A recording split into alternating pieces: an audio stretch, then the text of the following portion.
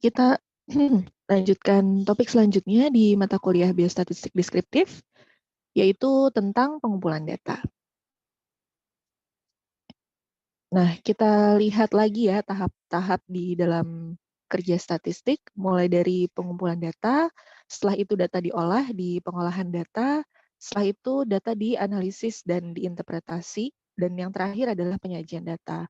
Nah, untuk hari ini yang kita pelajari adalah bagian pertama, yaitu pengumpulan data.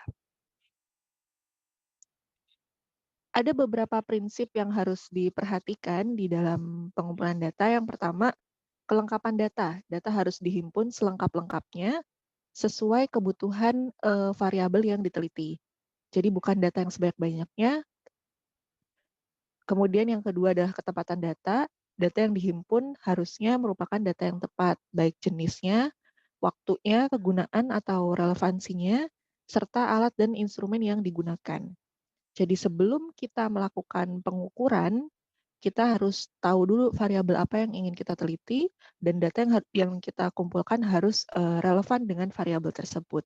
Alatnya pun harus sesuai untuk mengukur variabel itu. Kemudian kebenaran data. Data harus benar-benar dapat dipercaya dan dijamin kesahihannya. Jadi tidak boleh misalnya berbohong dalam mengisi kuesioner misalnya, atau memodifikasi hasil pengukuran, karena itu kaitannya dengan etik penelitian.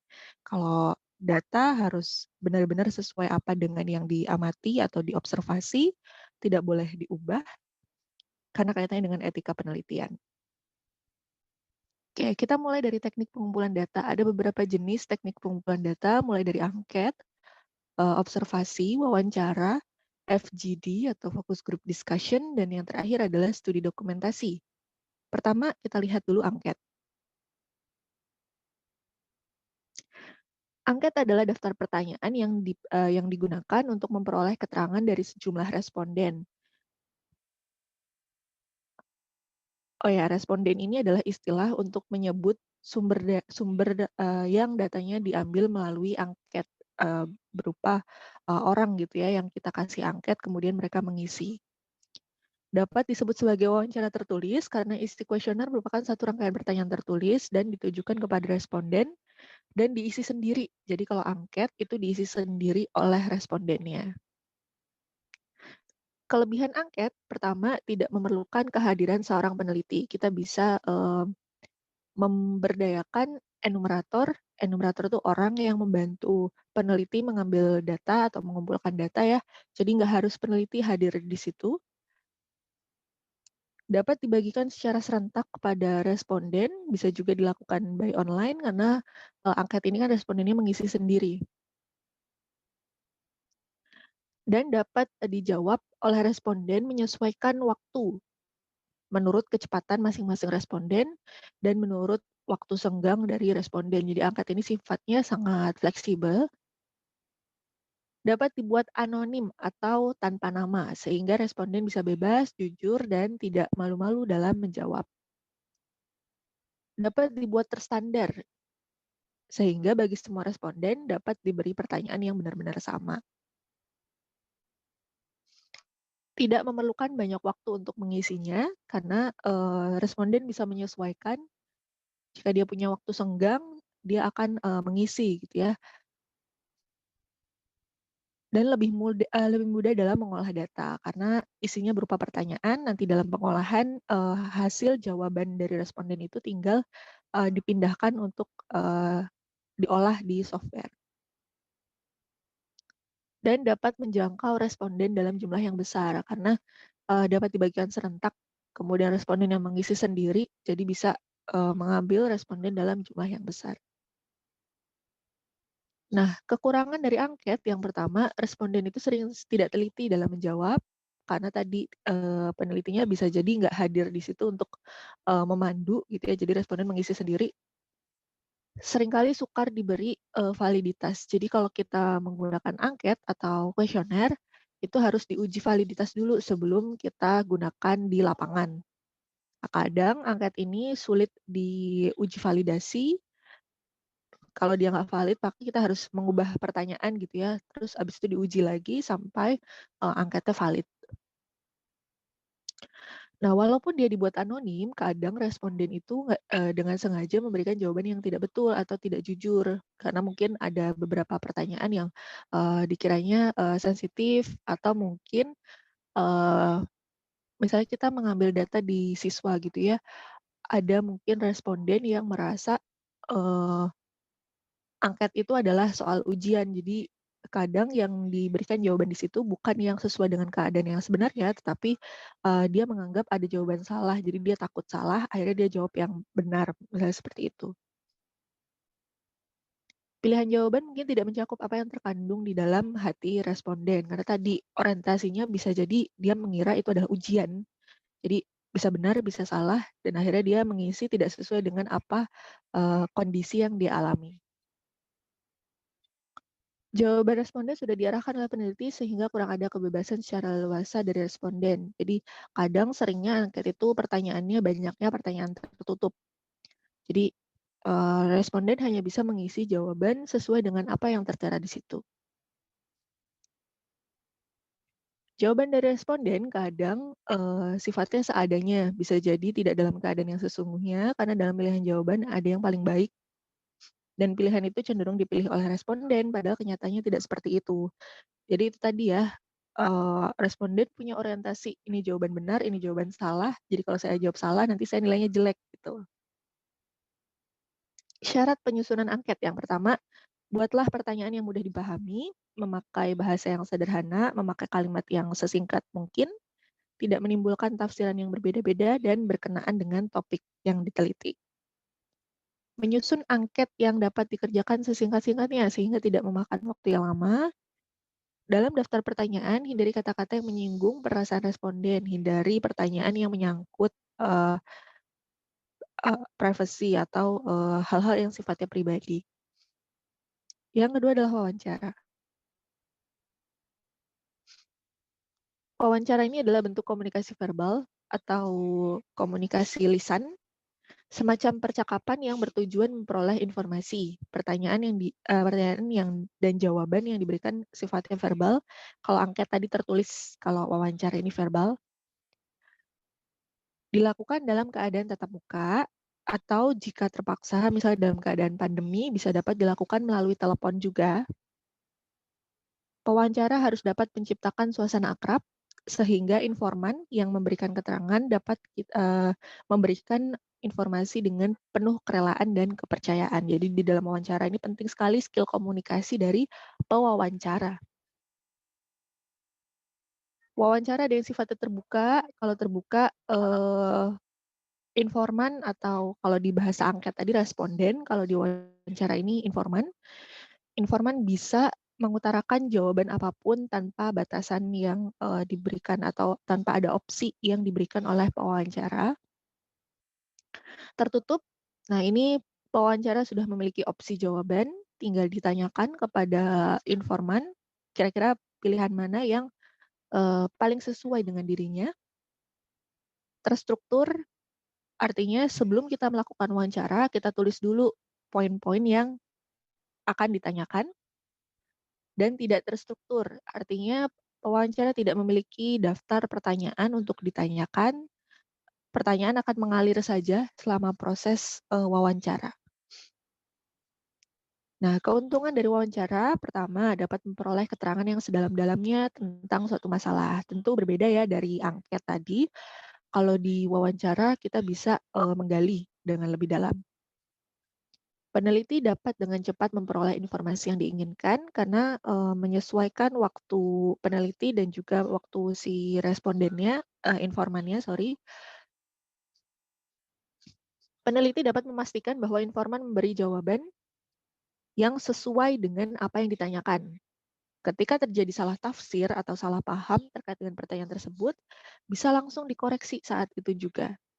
Jadi, ambiguitas itu menjadi, bisa diminimalisir atau, kalau pewawancara merasa si informannya nggak mengerti atau salah tafsir, bisa langsung dikoreksi di saat itu juga pada saat wawancara. Peneliti berusaha agar pertanyaan betul-betul dipahami oleh informan. Jadi, peneliti tahu kalau kalimat pertanyaannya, salah bukan salah, sulit dimengerti gitu ya. Kalau peneliti tahu pertanyaannya sulit dimengerti, peneliti bisa membahasakannya lagi dengan bahasa yang lebih mudah saat itu juga. Beda dengan angket ya, kalau angket kan respondennya mengisi sendiri. Jadi ketika dia menemukan kalimat pertanyaan yang sulit, itu dia nggak bisa langsung nanya, dia ngisi aja sesuai dengan apa yang dipahami meskipun bisa jadi itu salah paham gitu. Wawancara memungkinkan fleksibilitas dalam cara-cara bertanya, jadi nggak harus terpaku sama pertanyaan yang tertulis kalau wawancaranya terstruktur ya, tapi bisa fleksibel, bahasanya bisa disesuaikan dengan kondisi kondisi, dengan bahasa peneliti. Jadi bisa dibahasakan ulang pertanyaannya, nggak harus terpaku sama teks. Pewawancara yang sensitif dapat menilai validitas jawaban berdasarkan gerak-gerik, nada, dan raut muka dari informan. Di sini kita bisa langsung menilai kejujuran dari informan atau um, segala hal mimik, baik itu mimik tidak suka terhadap mungkin ada pertanyaan-pertanyaan tertentu yang mereka nggak suka, itu bisa langsung diidentifikasi saat itu juga. Kelemahan dari wawancara. Nah, apabila proses wawancara tidak dilakukan oleh peneliti sendiri atau melalui enumerator tadi, itu bisa memungkinkan adanya salah tafsir dari pihak yang diberi tugas untuk melakukan wawancara. Selain itu, karakteristik pribadi informan tidak terekam oleh peneliti itu sendiri. Belum ada sistem baku yang ada untuk pencatatan hasil wawancara, sehingga peneliti cenderung mengembangkan sendiri cara pencatatan hasil wawancara. Jadi, tergantung skill dari peneliti.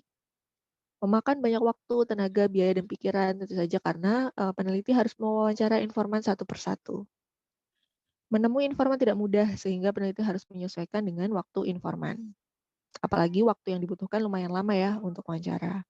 Syarat melakukan wawancara, memilih waktu yang tepat untuk berkunjung, kita harus bijaksana dalam mengatur perjanjian dan melaksanakan kunjungan. Usahakan agar informan tidak bersama dengan orang lain, agar jawaban yang diberikan informan bersifat orisinil, tidak dipengaruhi oleh orang lain. Sikap pewawancara harus sesuai manner, harus sopan, harus memperhatikan norma kesopanan di wilayah tertentu gitu ya. Netral, tidak memberikan reaksi dalam bentuk apapun terhadap jawaban yang diberikan informan. Karena kalau pewawancara tidak netral, nanti informannya tentu bisa melihat, wah mungkin jawaban saya salah ya, terus tadi dia memodifikasi jawaban tidak seperti kondisi yang sebenar-benarnya. Adil, memperlakukan semua informan sama dan tidak memihak. Karena mungkin kita memilih informan gitu ya dari berbagai kelompok. Nah, kita tidak boleh memihak ke salah satu informan. Kenapa kita harus adil? Supaya informan merasa aman dalam memberikan jawaban atau keterangan. Kemudian ramah. Pewawancara harus bersikap wajar tanpa dibuat-buat, berpenampilan rapi, serta menarik. Tidak boleh jutek. Hindari ketegangan. Jadi pewawancara harus menciptakan suasana yang santai, tetapi tetap serius. Kalau terlalu serius, nanti informannya merasa dia lagi ujian.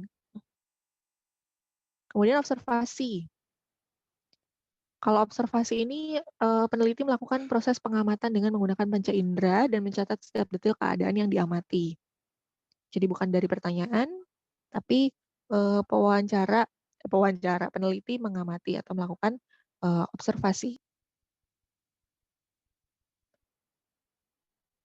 Tepat untuk tujuan-tujuan tertentu, misalnya kita ingin mengumpulkan data mengenai aspek tingkah laku manusia yang nggak bisa ditanyakan, tentu saja ya, jadi harus kita observasi, harus kita lihat, atau proses perubahan suatu hal yang sifatnya yang tampak oleh mata. Nah, observasi ini bisa sifatnya langsung, artinya si peneliti berperan serta di dalam kelompok masyarakat yang sedang diobservasi, atau dia menjadi bagian dari masyarakat yang sedang diobservasi, tidak langsung atau melalui media gitu ya. Kalau di melalui media, berarti yang kita observasi atau yang kita amati adalah perubahan perilaku atau kondisi tertentu yang terlaporkan di media. Yang langsung tadi bisa berperan serta dan tidak ya. Jadi peneliti nggak harus berperan serta di dalam masyarakat. Peneliti bisa jadi cuma mengamati dari luar, tapi dia mengamati langsung. Ada observasi yang sifatnya sistematis, artinya kita membuat list apa saja yang mau diobservasi, terus kita membuat checklist. Kalau sudah diamati, kalau poin-poin itu sudah diamati, kita checklist gitu ya. Dan non-sistematis atau tanpa membuat list dari poin-poin yang akan diobservasi. Sama seperti yang wawancara tadi, kalau yang sistematis itu terstruktur, kalau yang non-sistematis itu tidak terstruktur. Syarat melakukan observasi. Pertama harus tahu tempatnya, tentu saja. Harus ditentukan siapa yang mau diobservasi. Harus ditentukan apa data yang akan dikumpulkan dan relevan dengan tujuan penelitian kita. Jadi kalau bisa membuat list dulu apa yang mau diamati, harus diketahui bagaimana cara mengumpulkan data dan cara mencatat hasil observasi. Jadi harus jelas instrumennya. Nah, ini positif negatif dari observasi. Keuntungannya, observasi bisa memberikan informasi langsung tentang perilaku individu atau kelompok, kemudian memberikan pemahaman yang dalam tentang suatu situasi atau konteks, karena kita mengamati langsung gitu ya, tidak ada yang dibuat-buat, memberikan kesempatan nih untuk mengidentifikasi hal-hal yang tidak terduga. Jadi kalau wawancara atau angket, kita mengisi sesuai dengan jawaban responden. Tapi kalau di observasi, bisa jadi kita menemukan hal yang tidak kita temukan pada saat wawancara atau angket. Mungkin karena observasi ini kan sifatnya mengamati tingkah laku yang sifatnya alamiah di suatu masyarakat gitu ya. Bersifat natural, alami, dan fleksibel. Sesuai dengan waktu peneliti. Kelemahannya mahal dan memakan waktu karena peneliti harus tinggal di situ untuk bisa mendapatkan hasil observasi yang maksimal. Kemudian perlu pengamat yang berkualitas baik, terlatih, dan ahli. Jadi observer itu harus terlatih. Jadi nggak asal tinggal, nggak asal mengamati, tapi observasi itu harus dilatih, dapat mempengaruhi perilaku peserta, khususnya jika dia tahu kita sedang mengobservasi. Kemudian persepsi pengamat dapat mendistorsi data. Kalau observer tadi tidak dilatih, punya kecenderungan atau punya objektivitas, nggak netral gitu ya, nanti hasilnya bisa tidak valid atau tidak bias. Kemudian FGD atau Focus Group Discussion. Nah, FGD ini seperti wawancara tapi sifatnya berkelompok. Jadi satu kali wawancara atau satu kali pengambilan data kalau wawancara kan one by one ya, satu orang dengan satu orang. Tapi kalau FGD ini berkelompok, bentuk wawancara kelompok menggunakan diskusi topik spesifik yang menjadi fokus dari suatu penelitian untuk mendapatkan data. Peserta FGD umumnya 6-12 orang, umumnya latar belakang mirip, tergantung tujuan penelitiannya apa. Latar belakang ini khususnya penting ya, terkait dengan tingkat pendidikan. Karena kalau salah satu orang misalnya tingkat pendidikannya lebih tinggi daripada yang lain, dia akan cenderung mendominasi jawaban selama proses FGD. Moderator yang terlatih dengan dinamika grup dan kemampuan wawancara untuk mengarahkan jalannya diskusi. Jadi moderator harus bisa mengarahkan jalannya diskusi, kalau tidak nanti FGD-nya tidak terarah dan tidak bisa menjawab tujuan penelitian. FGD ini dapat digunakan untuk merancang kuesioner survei, memberikan informasi yang mendalam mengenai pengetahuan, sikap, dan persepsi dari berbagai perspektif, karena di satu FGD bisa lebih dari satu orang, membuat hipotesis suatu penelitian, membuat perencanaan program, dan evaluasi dari program yang sedang berjalan sesudah program selesai. Misalnya pemerintah membuat suatu program, misalnya suplementasi tablet tambah darah di sekolah SMA, gitu ya. FGD-nya bisa melibatkan para guru gitu untuk mengevaluasi bagaimana jalannya program. Kelemahannya, hasil FGD belum tentu dapat digeneralisasi atau dibuat umum untuk keseluruhan populasi, karena hasil FGD kita berlaku hanya untuk 6-12 orang yang ikut FGD aja.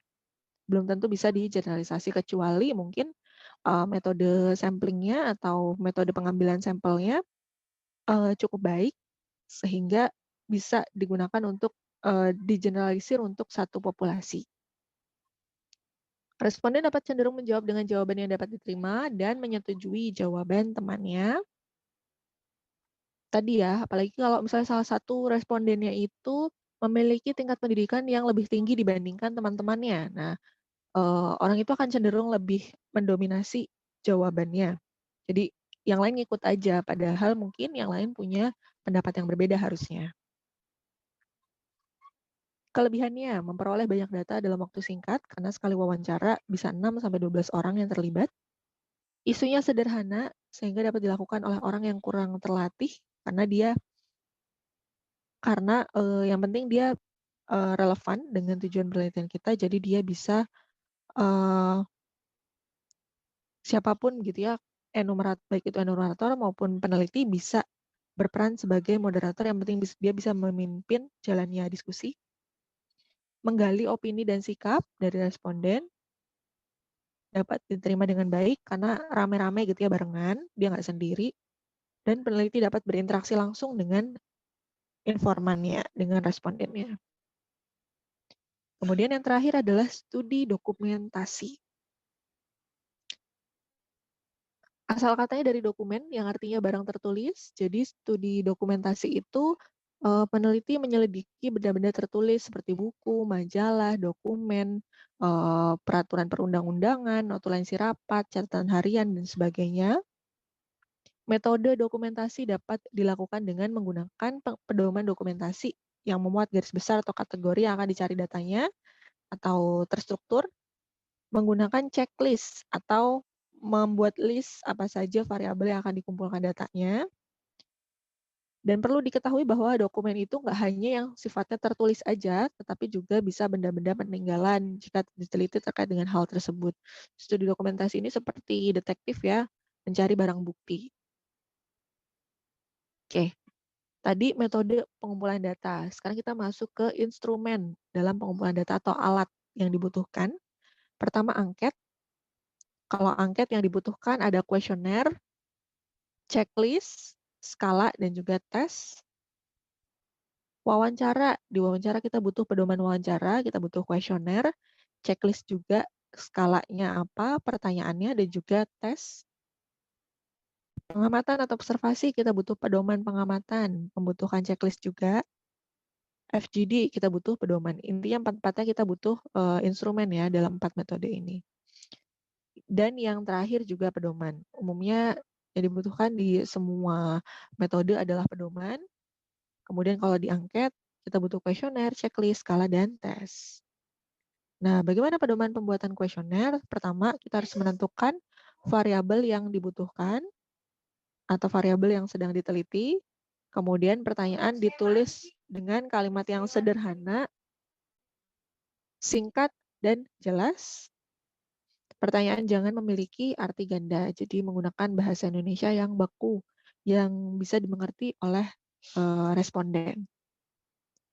Bentuk pertanyaan bisa tertutup, terbuka, serta kombinasi tertutup dan terbuka. Tertutup contohnya seperti ini, peneliti sudah memberikan opsi jawaban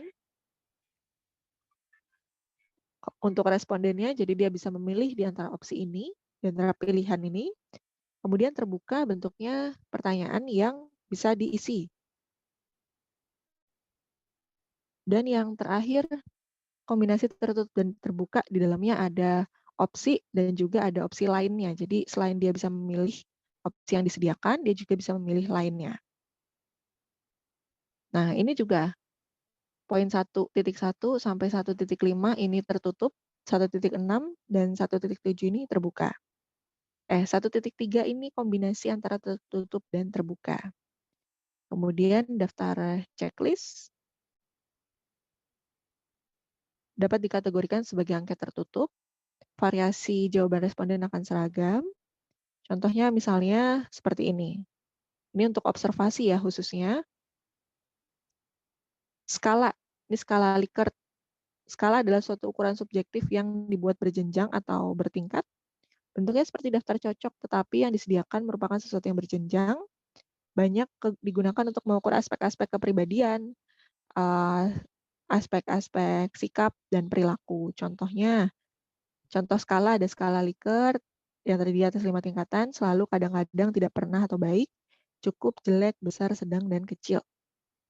Atau sangat tidak setuju sampai sangat setuju. Kemudian skala Inkels disusun berdasarkan jenjang nilai suatu perbuatan. Contohnya seperti ini. Jadi ada step, kemudian responden memilih urutannya. Nah, ini adalah contoh skala Likert, 5 skala, mulai dari tidak sama sekali, sedikit, cukup, sedikit agak lebih, dan sangat. Kemudian tes. Tes ini bentuknya pertanyaan atau latihan yang digunakan untuk mengukur pengetahuan, keterampilan yang dimiliki oleh responden. Bentuk tes ada beberapa jenis, umumnya yang digunakan di gizi itu tes pengetahuan gizi. Baik, sampai di sini materi terkait dengan pengumpulan data. Kita lanjut ke latihan.